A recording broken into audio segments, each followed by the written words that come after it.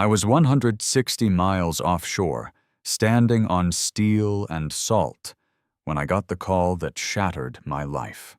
My 5-year-old son, Alaric, was found wandering the streets of Portland alone at 1:14 a.m., barefoot, crying, holding a plastic dinosaur in one hand and a crumpled napkin with my phone number in the other. The voice on the satellite phone belonged to a social worker. Calm, efficient, but I barely heard her through the blood in my ears. "Sir, do you have any idea where your wife might be?" she asked. I did. She was probably in some upscale rooftop bar drinking something that matched her dress with a man who didn't know our son's favorite bedtime song. I stared at the deck beneath my boots, solid cold, and far too still for what I felt inside. My foreman took one look at my face and called the chopper. They all thought I was still trapped at sea. They had no idea what was coming for them on land. Before we dive into today's story, take a moment to share where you're watching from. We love seeing how our stories bring people together from every corner of the world. Your thoughts and comments are what make this community so special, and we're truly grateful to have you here. If you haven't already, don't forget to hit that subscribe button and turn on notifications so you never miss a new story filled with drama, resilience, and unexpected twists. Now settle in, get comfortable, and maybe grab your favorite drink because this is a tale you won't want to miss. Let's get started. I still remember the sound of the sat phone as it rang. It wasn't loud, but it cut through the engine rumble and waves slapping the hull like a blade. We were out in the North Atlantic somewhere between the rigs near Georges Bank, 160 miles off the coast of Maine. I'd just finished a 16-hour rotation welding a pressure manifold, and my arms felt like rubber. My bunk was calling me, but that ring metallic shrill and insistent made the air freeze in my lungs. "Bram Morrow?" the voice asked when I picked up. Female. Professional. Measured. But under that calm tone was something else: urgency. Maybe even panic she was trained to hide. "This is he. This is Deputy Jordan with Portland Child Protective Services. Your son Alaric was found walking alone on Congress Street just after 1 a.m. He's safe now. He's at Maine Medical being evaluated. Can you tell me where his mother is?" I froze. My grip tightened until the knuckles cracked. He was what I asked, as if saying it again would make it real. Walking alone. A neighbor saw him. He was barefoot. Crying. Holding a toy dinosaur. My stomach bottomed out. "And his mother," she repeated. "She was supposed to be home with him," I said, voice dry as rust. "We traded weekends. I'm offshore. I've been gone 6 days." There was a pause. "Mr. Morrow," he said, "a man told him to leave. A man at your house." That was it. That sentence. That moment. My mind snapped into full clarity like a lens clicking into focus. There was a man in my house with my son, and not a single goddamn call to me. I didn't wait to hear more. I handed the sat phone to my foreman without a word, grabbed my gear, and walked straight toward the chopper pad. It took my foreman less than 30 seconds to realize something was very wrong. "Chopper's yours. Get the hell out of here," he said. They thought I was running from some accident at sea. They didn't know the wreck was waiting for me back on land. By the time I reached the ER in Portland, the sun had just begun to bleed through the clouds, casting a harsh gray light that matched the feel in my chest. I still smelled like salt and diesel. My boots tracked dried mud across the linoleum floor as I walked into the pediatric wing. Daddy Alaric's voice cut through the antiseptic stillness, like a thread yanking my heart straight out of my chest. I turned, and there he was, curled on a tiny cot, wrapped in a navy fleece blanket 2 sizes too big. His cheeks were tear-streaked, his hands clutched a battered plastic T-Rex. He flew off the bed and into my arms, knocking the air out of me. I was scared, he whispered, face buried in my neck. That man said Mommy told him to send me out. He said I was too loud. Every muscle in my body locked down. I held him tighter, feeling the thinness of his back, the way his ribs rose and fell too quickly. I kissed the top of his head jaw tight with fury I wasn't yet ready to show him. "I've got you now, bud. I'm here." The attending nurse approached quietly. He was mildly dehydrated. A few scratches on his feet. "Cold, frightened, but okay," she said. "No signs of long-term harm, thank God." Was he alone long? We can't say for sure, but long enough for a stranger to find him call 911 and wait with him for nearly 20 minutes. He kept asking for you. I didn't ask to see Amy. I didn't ask if she'd shown up. I already knew. If she had, the room would have smelled like perfume and protest. I walked Alaric to the car with one hand on his small shoulder. As soon as he was strapped into the booster seat, he fell asleep, his thumb in his mouth, Dino clutched to his chest like a talisman. My phone buzzed in my coat pocket. 11 missed calls, 7 texts, all from Amy. "Where are you? You're overreacting." "He's fine. You better not take him without telling me this is kidnapping. We need to talk." It wasn't what it looked like. That last one stopped me. I turned the phone off.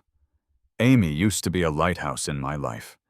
We met when I was 23, both of us working at a welding certification program in Boston.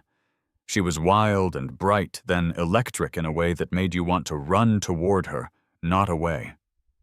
But time has a way of turning sparks into smoke, especially when motherhood doesn't fit the narrative someone had in their head. After Alaric was born, I thought we'd find balance. I took offshore jobs so she could finish her master's.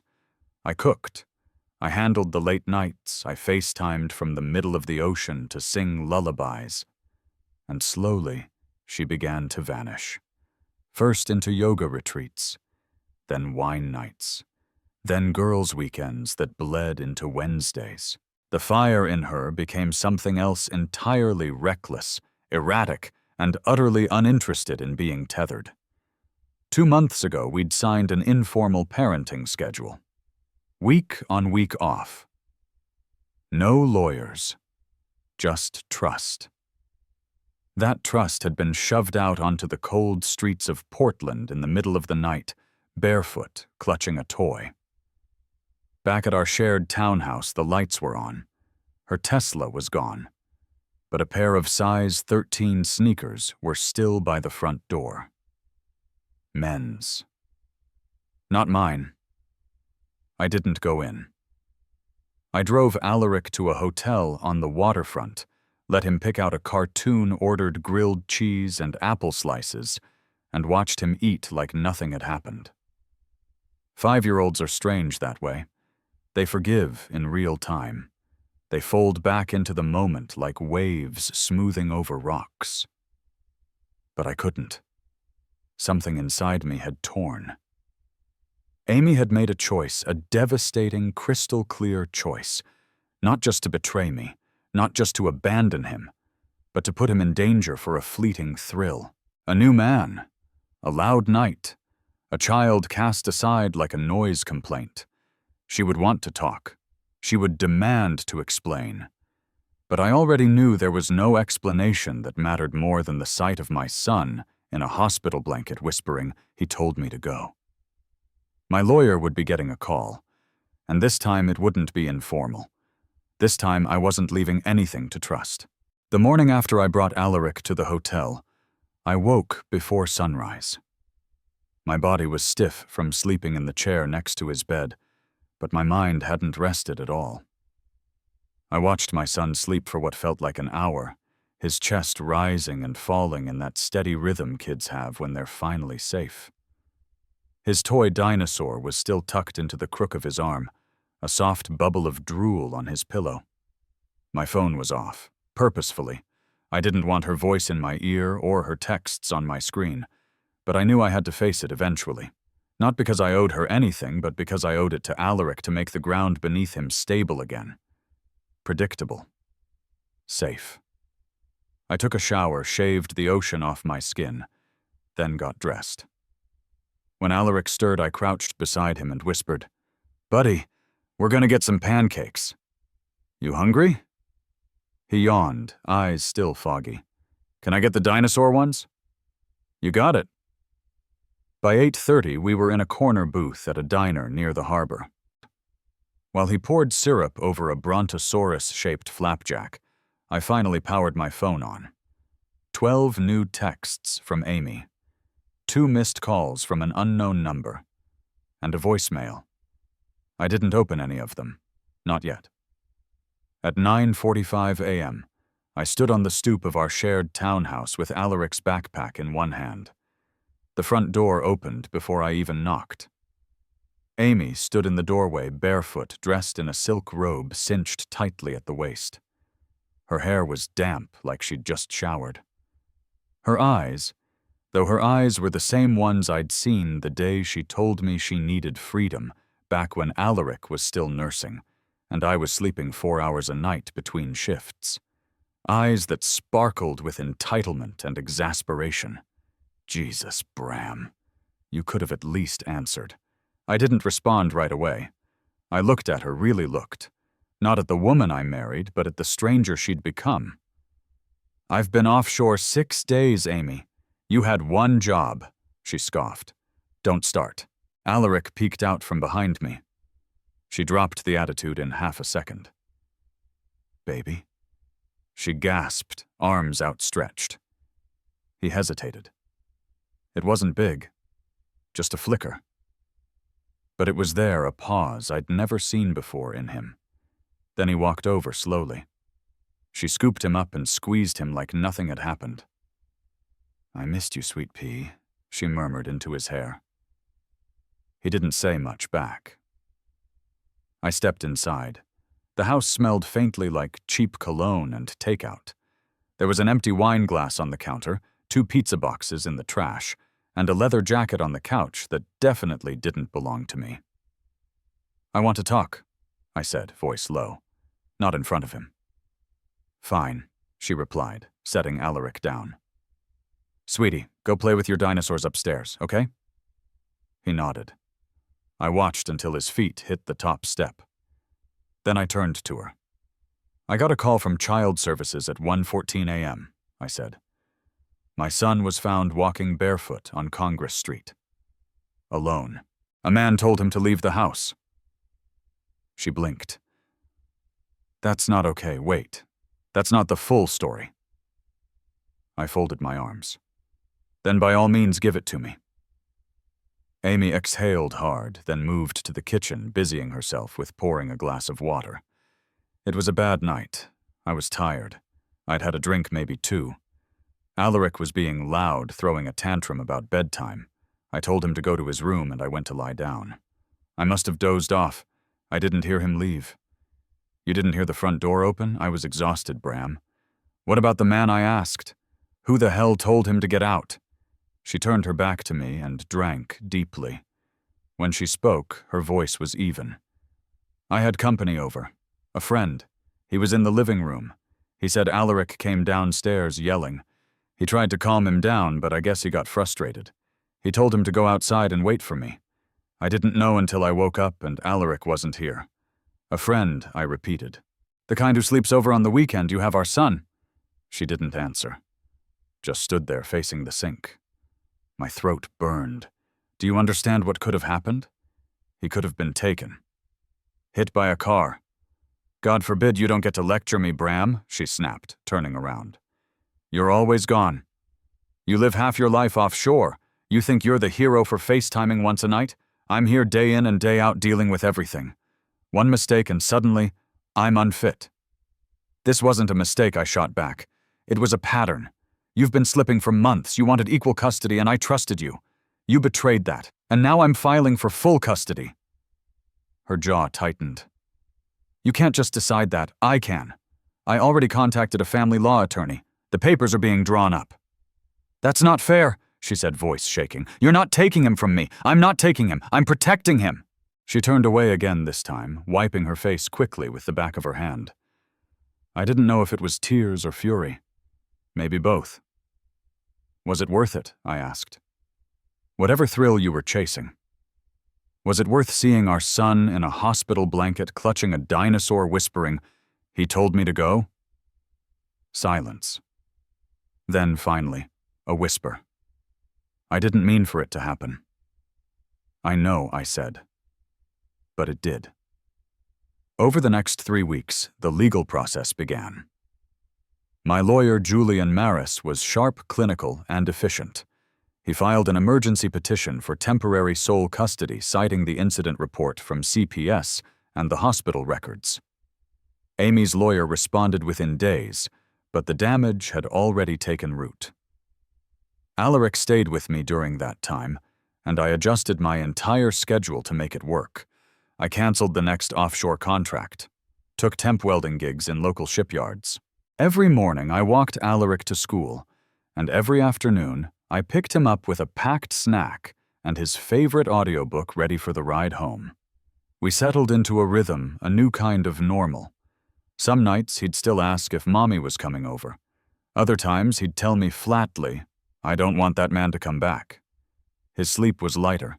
He'd wake up from dreams and crawl into bed with me without a word. One evening after dinner, he looked up at me and said, "You're not going to leave again, are you?" "No, bud," I said, brushing crumbs from his cheek. "Not for a long while." Then came the day Amy filed a counter-motion. She demanded joint custody, accused me of weaponizing the incident, and claimed I was creating unnecessary emotional distance between her and Alaric. Her lawyer used phrases like parental alienation and employment instability. The fact that I worked offshore became a weapon against me. My attorney responded with documentation, time-stamped logs of my return screenshots of Amy's messages and a sworn affidavit from the SEEPS worker detailing the call. It became a legal war. But in the middle of it all, I kept showing up. At school. At bedtime. For every scraped knee and dinosaur drawing and 2 a.m. nightmare. One afternoon, I got a message from Alaric's teacher. "Your son said something today that I thought you should know." He told the class, "My daddy makes the world safe again." I don't know what's going on at home, but you're doing something right. That message broke something open in me. Not pain, not anger, something softer. Pride. Purpose. Maybe even hope. The court hearing was scheduled for late April. Amy walked in wearing pearl earrings and a tailored blazer. Her lawyer opened with charm and polished deflections. But then came the evidence, the CPS call transcript, the hospital report, the timestamps. And then I spoke. I told them everything. Not to vilify her, but to protect our son. I spoke about Alaric's fear, his hesitation, his nightmares. I told them I had no desire to erase her, only to ensure that my son never had to sleep scared again. When the judge ruled for temporary full custody in my favor, Amy looked like the air had been ripped out of her. She cried in the hallway after the decision. But I didn't gloat. I didn't speak. I just walked out holding my son's small hand in mine. He squeezed twice. I squeezed back. The court ruling hadn't even cooled before the next blow landed. I was stirring chicken soup for Alaric when I got the message and alert from a parenting forum Amy and I had used in the early years. Back then, it was filled with diaper hacks and preschool discussions. Now someone had posted a thread titled, "When your ex weaponizes a mistake, my truth as a mother." It was her. I didn't even need to scroll.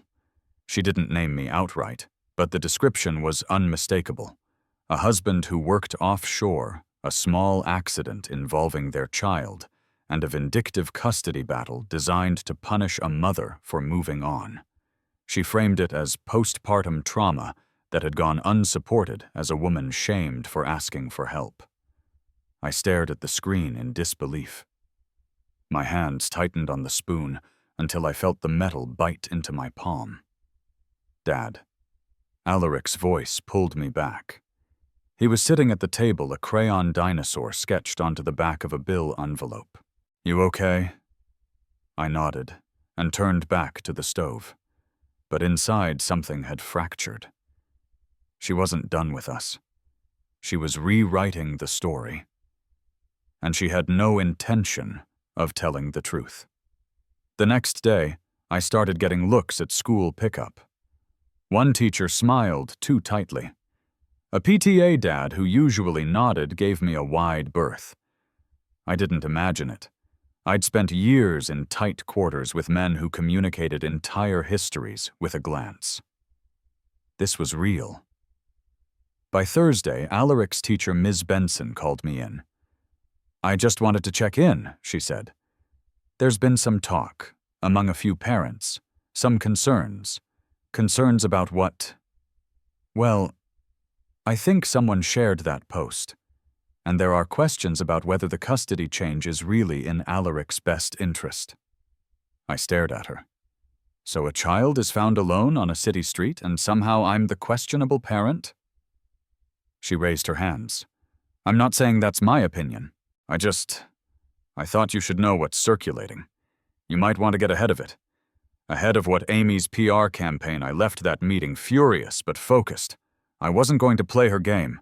I wouldn't write a post. I wouldn't argue online with people who only knew half a headline.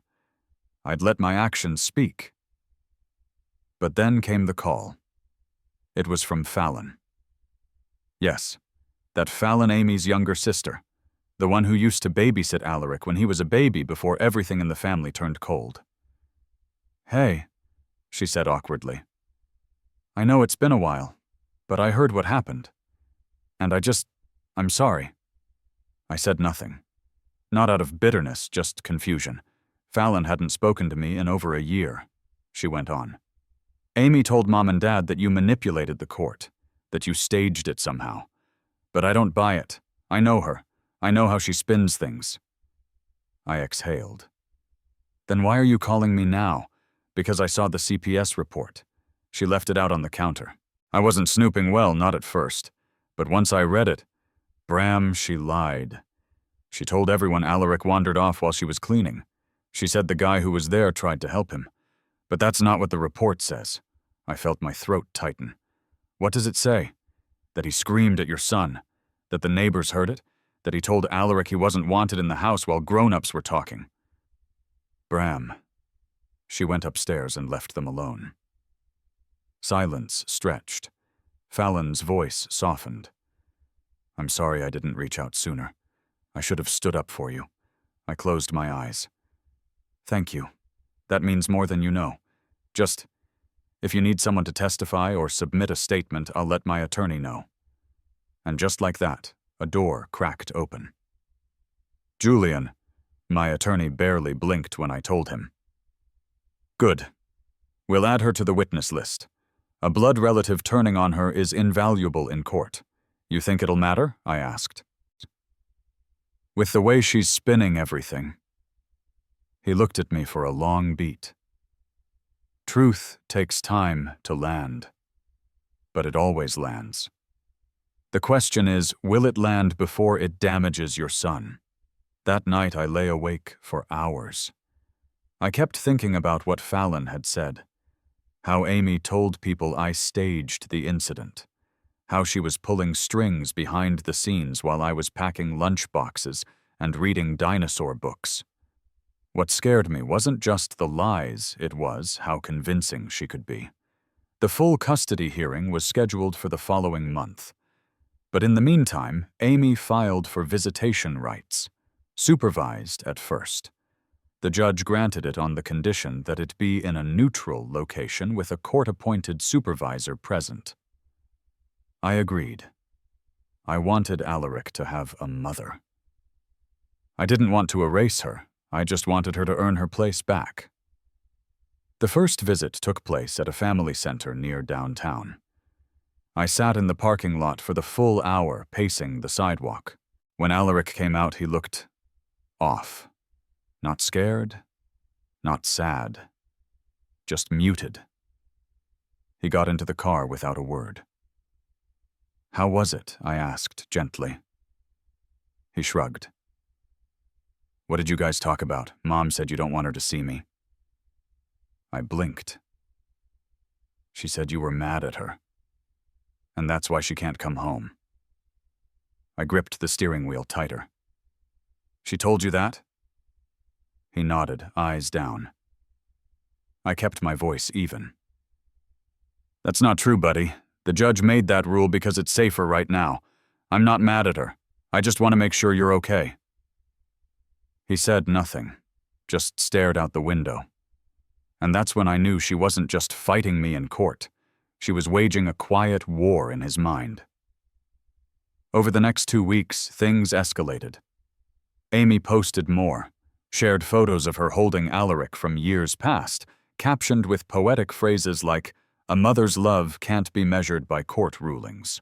Her followers chimed in strangers offering support, framing her as a victim of a cruel ex. One night, I opened my email and found a message from a mutual friend subject line. "You need to see this." It was a screenshot of a private message Amy had sent someone. In it, she said I'd engineered the CPS call to punish her. That I manipulated Alaric into telling the hospital staff certain things. That I was using my offshore career to look like a martyr. I sat at my desk, fists clenched. Then I picked up my phone and called Fallon. When she answered, I didn't waste time. "I need more than a statement," I said. "I need truth. The kind a judge can't ignore." She was quiet for a moment. "Then I can get it." Fallon showed up 2 days later with a flash drive. "It's from the security cam in the front hallway," she said. "I made a backup before she wiped the system." I took it with shaking hands. "What's on it?" She hesitated. He shoved Alaric. "The guy who was over. You can't see the whole room, but you can hear it. Amy's voice. Her saying, 'I don't care, deal with him.'" Then a thud. Then crying. "It's all there." I swallowed hard. "Thank you." We sent it to Julian. By the next morning, he filed an emergency addendum to the case. The final hearing was set. Amy didn't know we had the footage. She walked into that courtroom with a glossy exterior, white blouse, neat bun, trembling hands for dramatic effect. Her attorney opened with another plea for shared custody framed around emotional well-being and maternal connection. Then Julian stood. He laid out the facts again, CPS report. Hospital records, Fallon's testimony. And then he played the footage. The audio filled the room.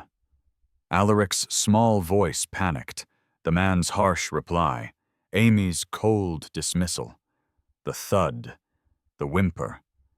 I didn't look at her while it played, but I heard her breath catch. When it ended, the judge's expression shifted. Steel. That was the moment. The moment her narrative collapsed. No spin. No post. No poetic quote could erase it now. The ruling came a week later. I was granted full legal and physical custody. Amy was allowed bi-weekly supervised visits, subject to review every 6 months. The judge's final words echoed, "Custody is not a reward for love. It's a responsibility for safety. This court's duty is to protect the child's well-being above all else." Amy didn't cry. She didn't yell. She just stared at me like she didn't recognize the man across from her. Maybe she didn't. Maybe she never had. Later that night, after I put Alaric to bed, I stood by the window and stared at the street below. It was quiet. Just the hum of distant traffic and the occasional bark of a neighbor's dog. And for the first time in months, my shoulders felt light. Not because the fight was over, but because the truth had won. Finally. And I hadn't had to burn down her house to do it. I'd simply opened the door and let her own fire walk in. I didn't expect the silence. I'd anticipated rage excuses, at least some pathetic scramble to maintain the facade. But when I walked through the front door, and saw Calyx standing there, shirtless, barefoot, drinking a protein shake from my fridge like he belonged. I knew something deeper had shifted. He looked at me, the way someone looks at a fly in their drink, disgusted, mildly, inconvenienced, not worth the effort to swat. And that was the beginning of the unraveling. "You're early," he said. "That's all. No guilt, no panic, just a bored observation." Talia came around the corner moments later, holding her phone like it was a shield. Her lips parted, but no sound came. She didn't even try to lie this time. I watched her deflate in real time, her posture folding in on itself like a house of cards caught in wind. "Where's Ezra?" I asked. That was my only concern, not her flushed face or the smell of stale wine in the air. Just my son. She blinked. "Sleeping, I think." You think Calyx rolled his eyes. "He's fine. He was watching some YouTube thing when I got here." I walked past them and headed straight for Ezra's room. He was curled under the blanket, still in yesterday's shirt tablet, still glowing next to him, a half-eaten granola bar on the pillow. His face was peaceful.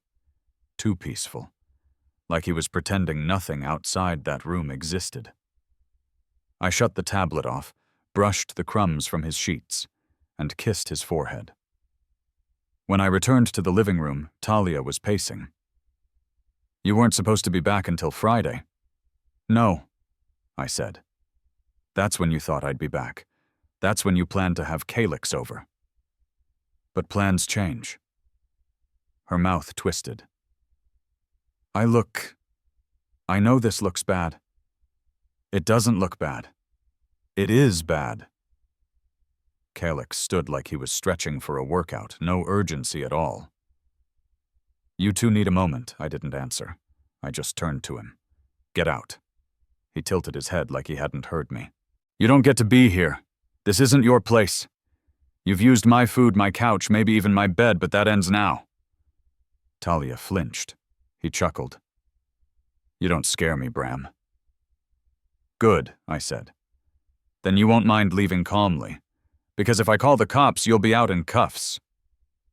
Talia stepped between us. "Don't. This doesn't need to get worse." "It's already worse," I replied. "And the only way it doesn't get ugly is if he leaves." Calyx grabbed his keys from the counter. "You're acting like you're some saint.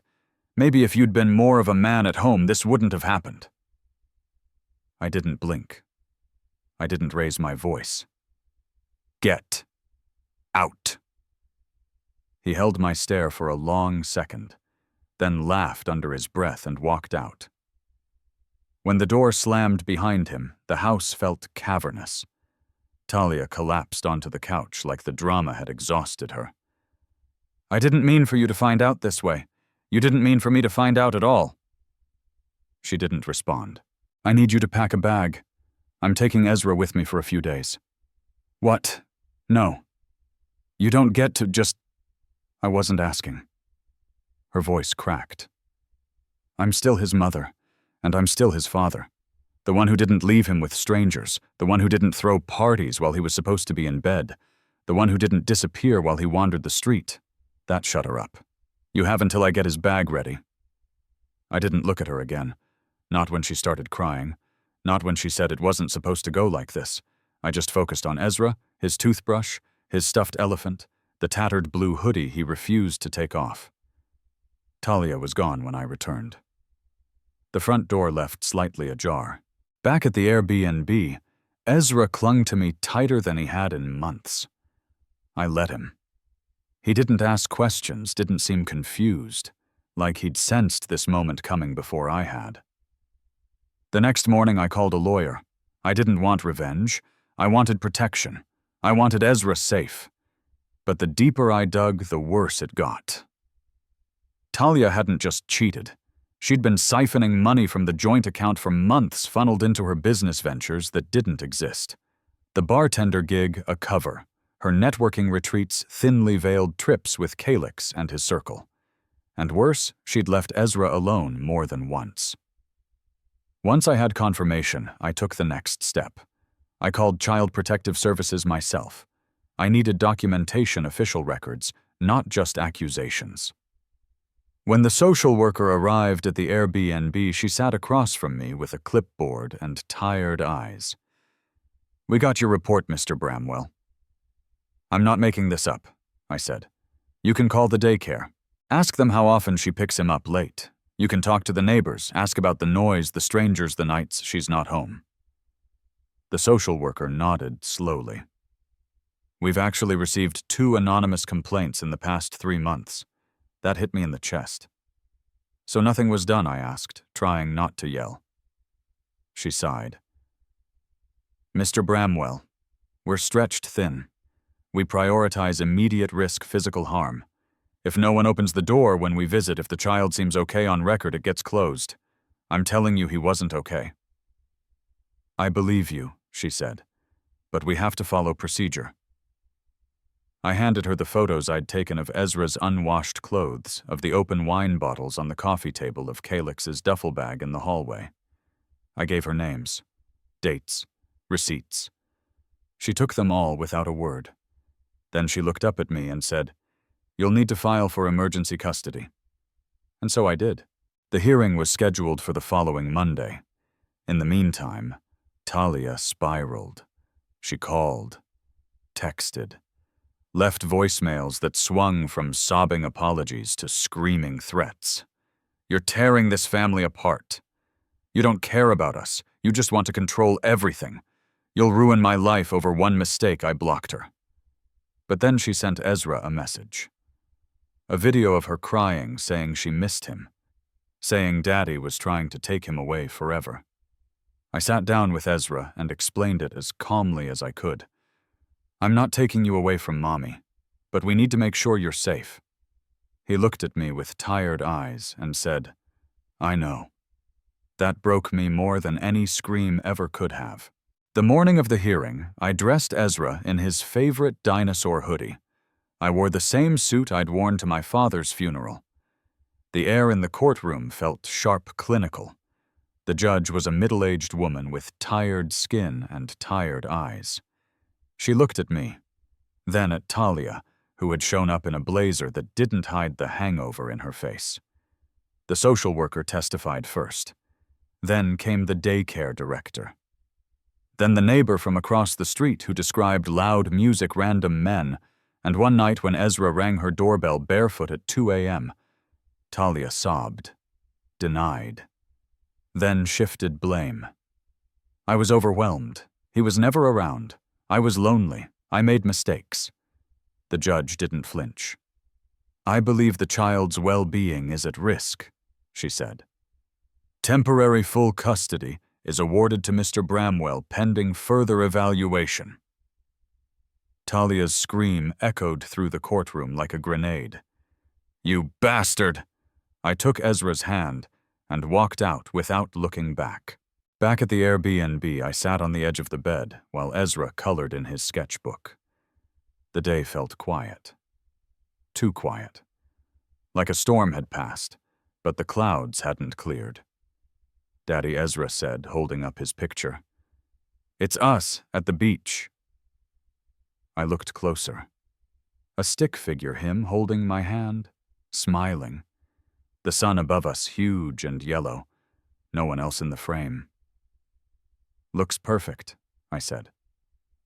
He nodded. "You're not going back to the water, right?" I hesitated. "Not for a while." He leaned against my arm. "Good."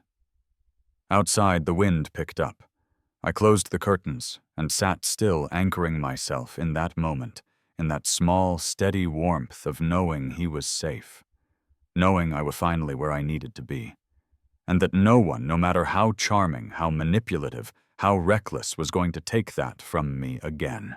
I had rehearsed this confrontation in my head 1,000 times, but nothing prepares you for the moment the curtain falls and the audience sees the raw, ugly truth you've kept buried.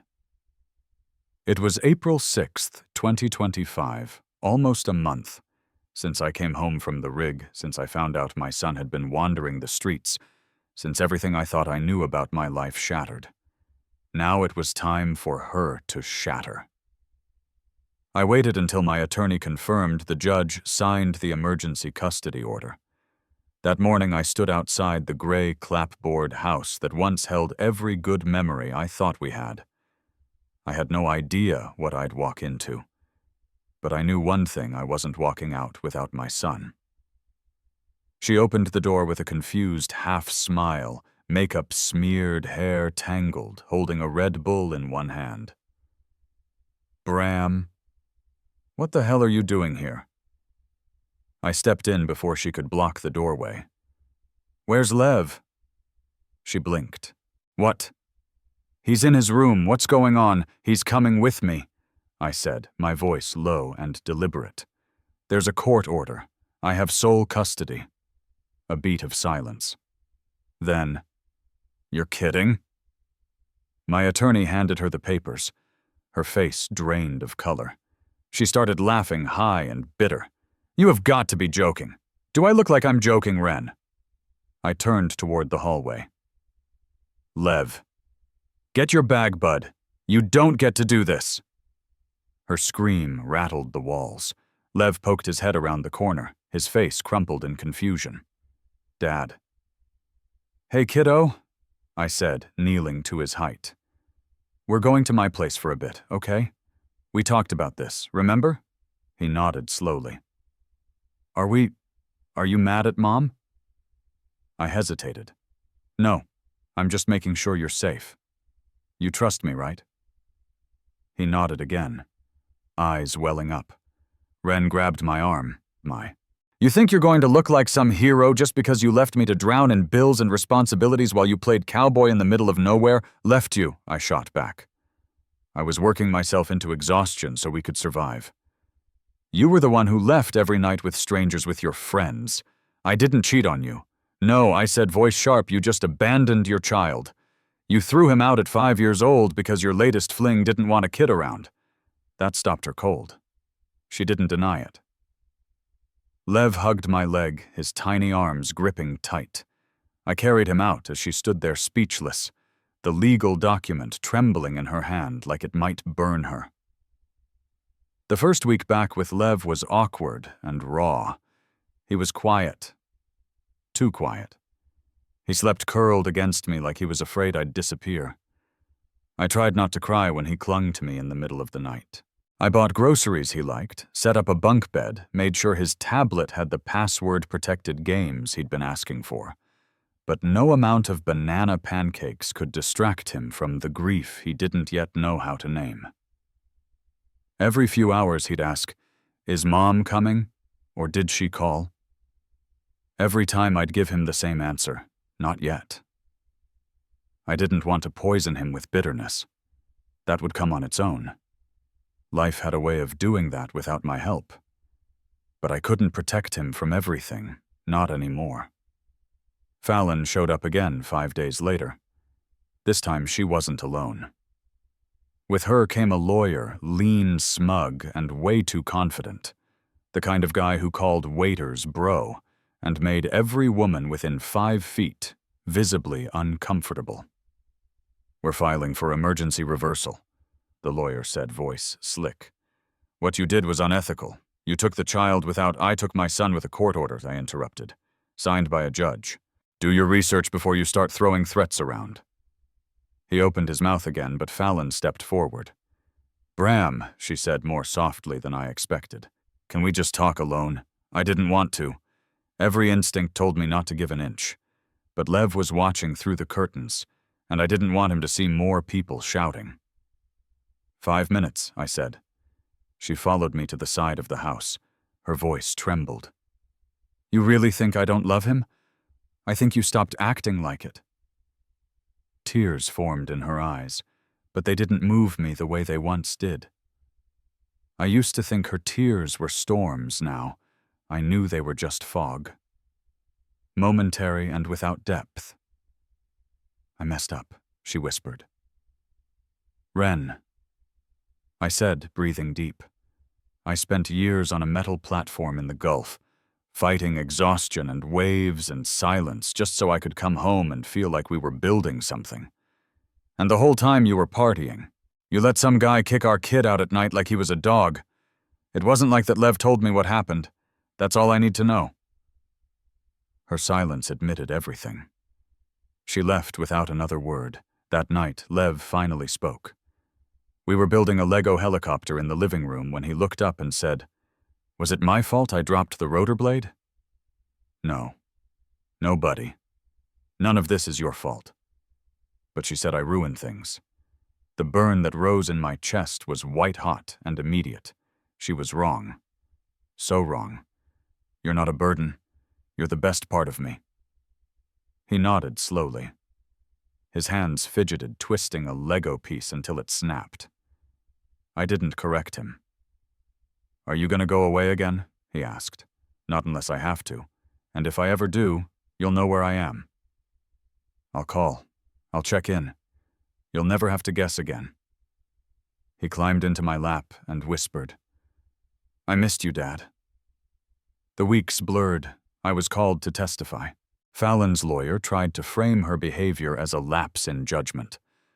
One bad night. A misunderstanding. But the timeline said otherwise. The neighbors, the reports from the social worker, the photos of Lev alone on the corner in pajamas. The court didn't buy it. The judge granted full custody, citing a pattern of emotional negligence. Fallon was allowed supervised visitation once a month in a monitored center.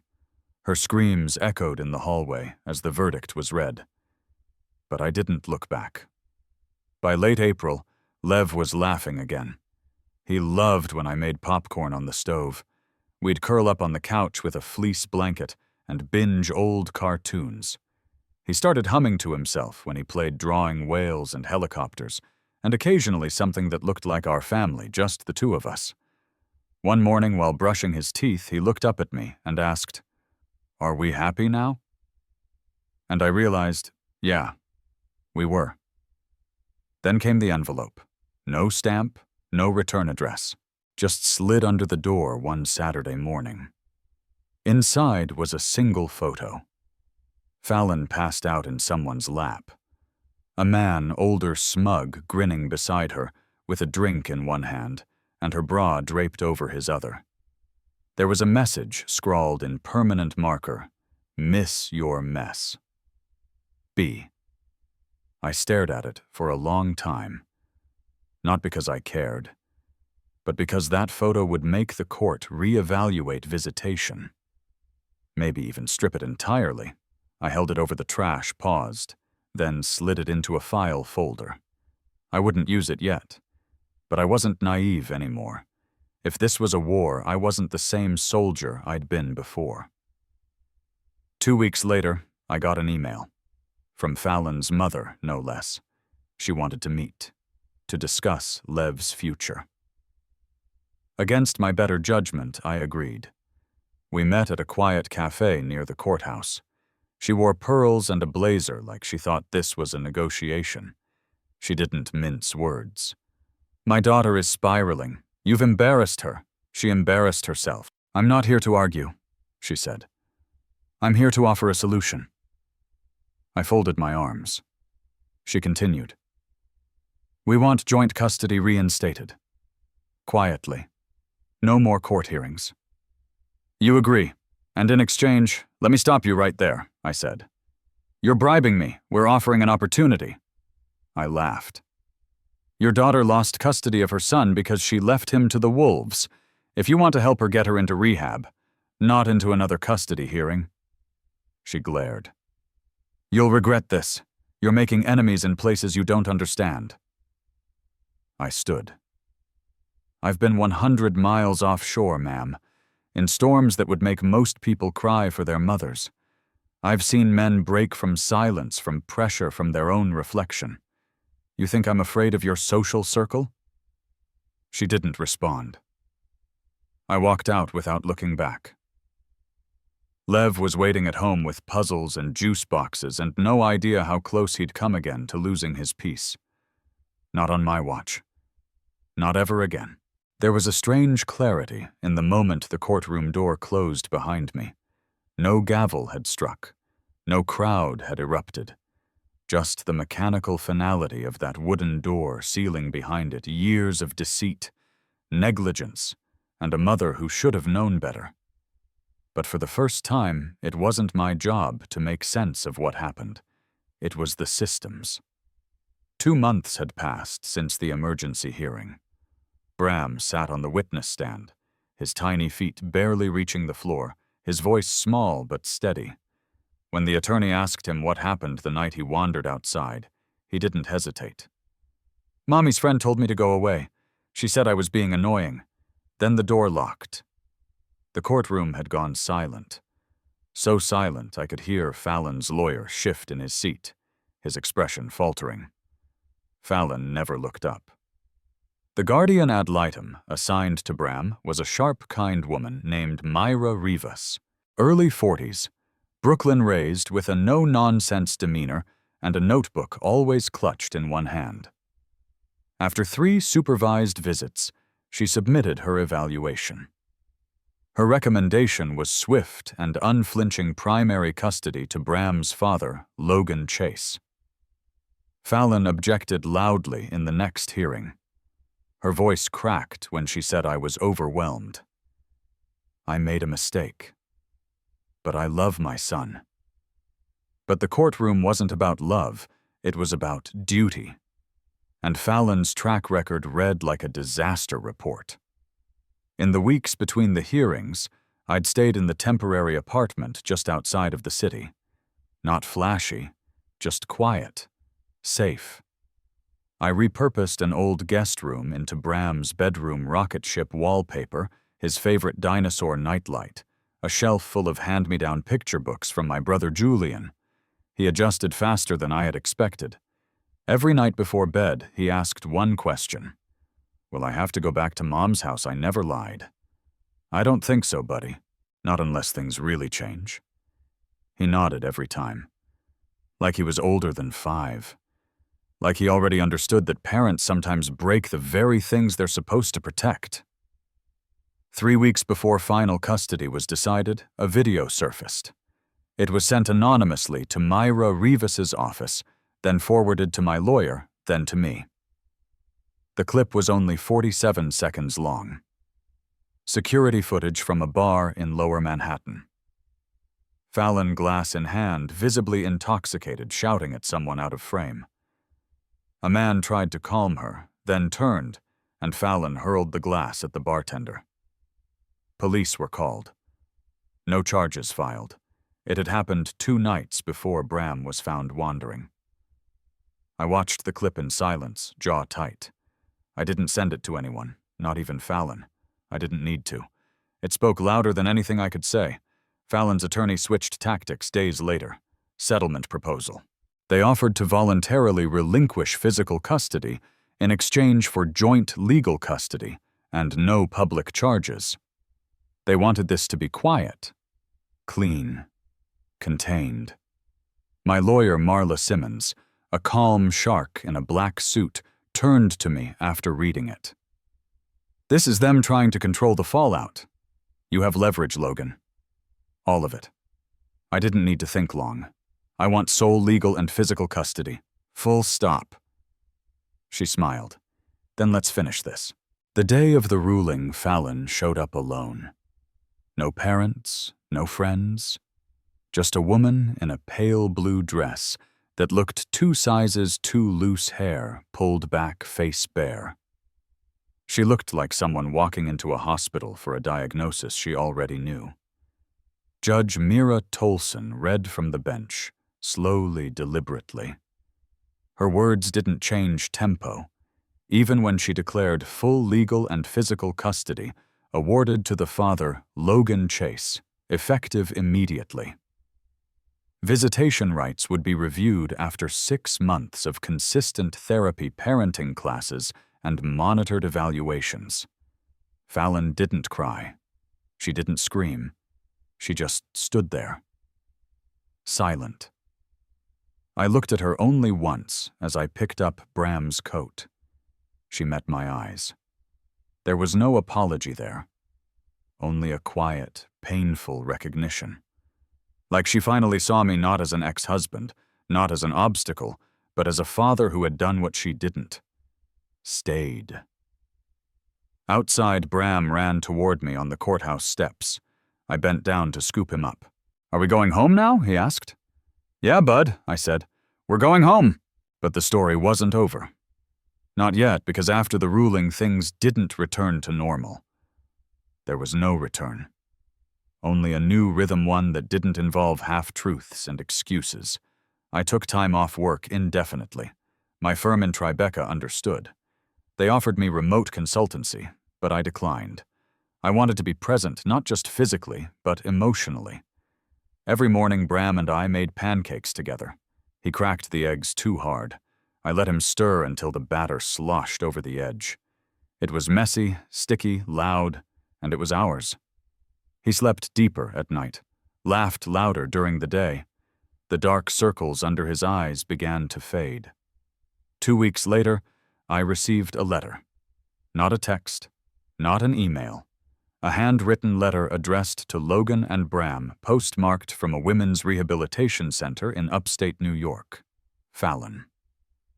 Her writing was shaky, but familiar. The letter didn't beg. It didn't even try to justify. It simply said, "I don't expect forgiveness. I don't expect to fix this. I only hope I can become someone Bram might one day speak to again without fear. Thank you for not letting my son disappear with me." I read it twice.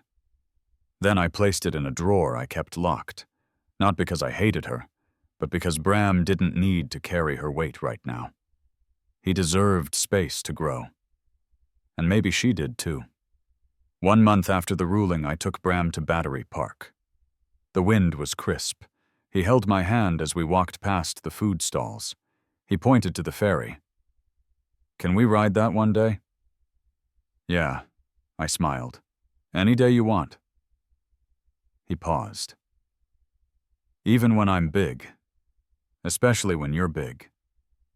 He didn't say anything for a while after that. Then he looked up. "Thanks for coming back." The words were simple, too simple for what they carried. I squeezed his hand. I never left, kiddo. Life resumed, but not the life I had known. Not the polished version I once shared with Fallon in sleek condos and weekend parties. This life was slower, quieter, but deeper, more real. Fallon's name still appeared now and then on therapy logs sent by the court, on requests for supervised contact that I hadn't yet responded to, but the silence between us was no longer filled with blame. Just distance, earned, intentional, necessary. I sat one night with Bram, asleep in his room, the monitor low but clear. I opened the drawer with Fallon's letter and read it one more time. Then I wrote one of my own. Fallon Bram is sleeping. He told me tonight that he's not scared anymore. That's progress. I'm not writing to erase anything, just to say I hope your progress is real too. I don't know what the future holds between you and Bram, but I know one thing. He will always know I stayed. Logan. I sealed it. I didn't send it. Not yet. But I would. When it was time. The healing didn't come with a celebration, no dramatic montage, no orchestral swell. It came in small moments, Bram brushing his own teeth and showing me proudly. Me learning how to braid a lopsided ponytail when his hair got too long and he refused a haircut. Bram whispering, "I love you," through a yawn, eyes already half closed. The quiet victory of presence. That spring I enrolled him in a new kindergarten. New teachers, new start. He made his first friend a boy named Ezra, with messy curls and a gap-toothed grin. One afternoon as I picked him up, the teacher pulled me aside. He's kind, a little quiet, but he's got such empathy. He helps the other kids, talks gently. You've done a great job, Mr. Chase. I didn't know what to say, I just nodded. But when we got home, I knelt in front of Bram. "You're a good kid," I told him. "The best part of me." He blinked, surprised. Even when I mess up, I smiled. Especially then. Not every scar heals invisibly, but some heal better when they're seen. Named. And sometimes the worst thing that ever happened to you becomes the very thing that wakes you up. It was a Thursday morning when I found Bram sitting by the kitchen window, his cereal untouched legs swinging off the chair. "What are you looking at, bud?" I asked, pouring myself coffee. He pointed. "That bird's back." Perched on the fire escape was the same blue jay we'd seen all week. Bram had named it Rocket, said it looked like it came from space because of the shiny streaks in its feathers. We sat in silence a while, just the two of us, the window cracked open, the morning light spilling across the counter. "I think he knows we're safe now," Bram said suddenly. I turned to him. "Who Rocket?" He nodded. "Yeah, like, he comes back 'cause he knows we're okay now." I didn't say anything at first, just looked at my son. 5 years old and somehow already grasping the kind of emotional math most adults can't solve. He didn't need me to confirm it. He just needed to feel seen. "You're probably right," I said, tousling his hair. "Rocket's smart like that, and maybe so was Bram." 2 weeks later, I finally mailed the letter to Fallon. No return address. No note enclosed beyond the words I'd already written. Just a single envelope dropped into the blue postal box near the park where Bram liked to race his scooter. She never responded. I didn't expect her to. The silence was enough. Summer arrived slowly in New York City. The streets turned sticky. Ice cream trucks returned. The ferry rides Bram once pointed at became real weekend rituals. We started keeping a list of adventures, small things like try a new playground, or go upside down on a swing, or ask for sprinkles. Bram loved the list. He always added to it in crayon. One day he added a new one at the bottom, talk to mom when it feels safe. He didn't ask me first. He didn't need to. I left it there. Didn't cross it out. Didn't push it forward either. Just let it sit. Unrushed. By early August, Bram's first day at his new school loomed. We bought a dinosaur backpack, yellow sneakers, and enough little sticky name tags to label every inch of his pencil case. He picked out a green lunchbox and said, "It's not too babyish, right?" "You're practically a grown-up now," I teased. He rolled his eyes but smiled. That night I tucked him in as usual, but just as I turned to leave, he whispered, "Will, Mom, come see me at school, I froze." Then sat back down. "I don't know, Bram," I said softly. "Right now she's still working on being ready for that." He looked at the ceiling for a long moment, then nodded. "Okay." And that was that. No tantrum, no begging, just a kid making peace with the slowness of healing. Weeks later, Myra Rivas called. She said Fallon had completed her parenting course, that her therapist reported consistent attendance, that she'd requested a monitored video call, not with me, just with Bram. "I can deny it," I told Myra. "You can," she said. "But I think it matters that you decide based on where Bram's at, not where Fallon used to be." That night I asked him. He thought about it, then said, "Can I say hi but not talk long? You can say whatever you need to." We scheduled the call for Saturday. The video call was 15 minutes long. Fallon was in a quiet room, hair pulled back neatly, a soft blue sweater on. She looked smaller, not frail, just stripped of the sharpness she used to carry like armor. "Hi, baby," she said, voice trembling. Bram looked at her, then at me. I nodded. "Hi," he said softly. She didn't push, didn't gush. She just asked about his school, his lunchbox, his favorite thing to draw these days. Bram answered with short phrases. Then he said, "I still have that stuffed turtle." Her face crumpled for a second, but she recovered. I'm glad she whispered. I'm really glad. When the monitor blinked off, Bram handed me the tablet and went to play with his Legos. Later that night, as I folded his pajamas, he said, "She looked different." "Yeah," he nodded. "Not so loud anymore." September rolled in. School started. I found myself in the rhythm of parent meetings and packing lunch boxes and hearing about who pushed who on the swings. Life wasn't perfect, but it wasn't breaking anymore. I had started sketching again, nothing major, just lines and forms, outlines of city buildings from memory shadowed with quiet. It wasn't for work, wasn't for clients, just for me. I had also started sleeping through the night. The ache in my chest that used to grip me at 3 a.m. like a ghost had finally loosened. Not vanished, but quieter now. One night, Bram came into my room holding the drawing I'd done of Battery Park.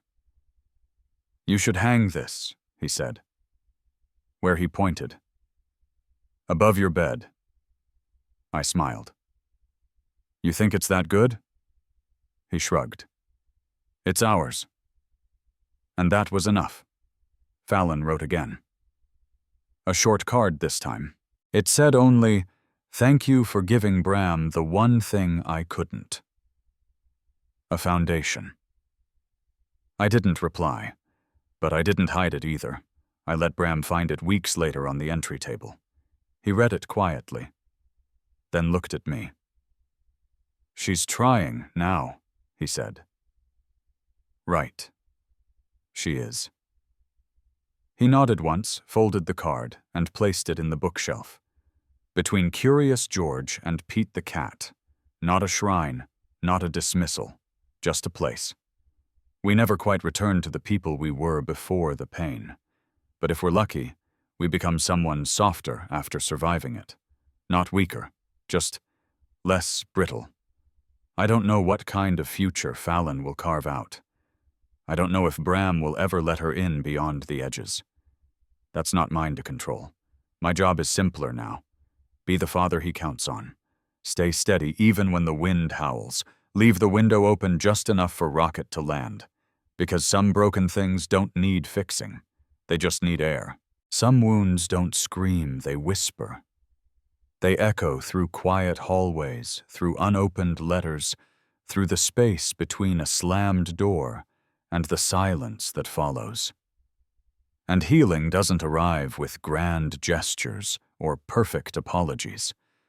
Sometimes it comes in the form of patience, a well-packed lunch, a late-night light left on, a conversation that ends without bitterness. Forgiveness isn't forgetting. It's choosing to live forward without carrying the weight of another's regret. It's building something steady even when the foundation cracked long ago. And strength isn't always loud. Often, it's the soft choice, the decision to stay kind, when you've been hardened to love, when love was not returned to be the safe place you never had. Life doesn't hand us closure. It offers us moments. And sometimes that's enough. Thank you for joining us on this emotional journey.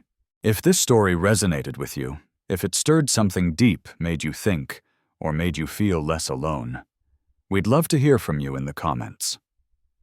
Your reflections matter. Don't forget to subscribe and turn on notifications so you never miss the next story that might just change the way you see the world. Until next time, take care and keep your window open.